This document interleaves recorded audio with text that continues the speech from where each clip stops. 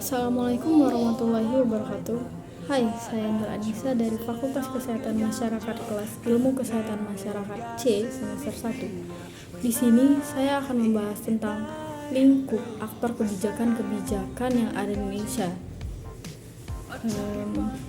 Saya akan menceritakan tentang pelaku atau aktor kebijakan-kebijakan moneter di Indonesia, yaitu Profesor Dr. Ali Wardana selaku Gubernur Bank Indonesia dan Dana Moneter Internasional. Beliau pun mengungkapkan betapa beratnya usaha untuk beliau meloloskan diri dari tekanan rumusan kebijakan negara-negara maju dalam krisis ekonomi global atau mendunia dari dahulu sampai sekarang. Sebelumnya, kita harus kenal dulu apa sih kebijakan moneter ini.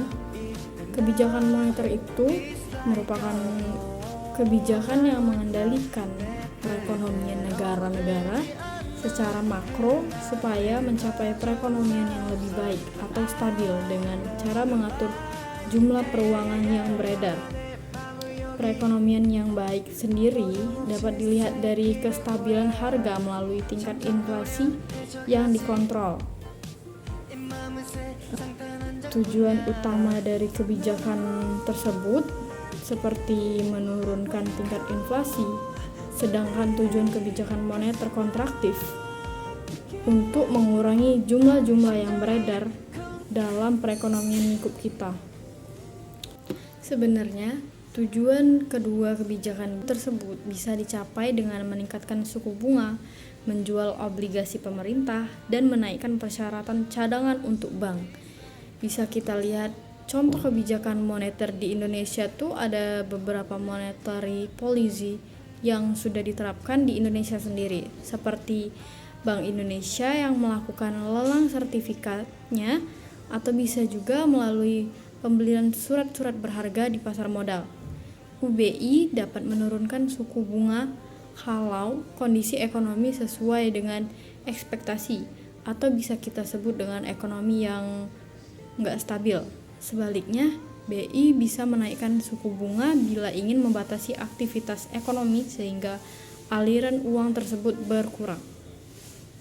Kita juga tahu ketika perekonomian mengalami resesi atau penurunan, terus peredaran uang akan meningkat sehingga aktivitas perekonomian meningkat.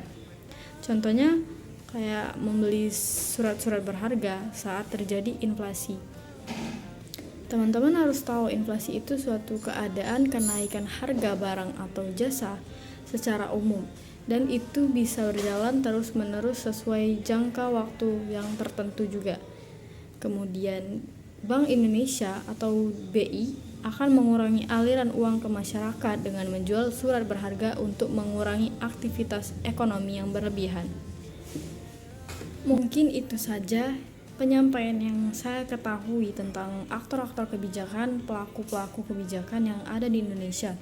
Apabila salah penyampaian atau kalimat yang tidak berkenan, saya cuma menyampaikan apa yang saya ketahui. Sekian dari saya. Wassalamualaikum warahmatullahi wabarakatuh.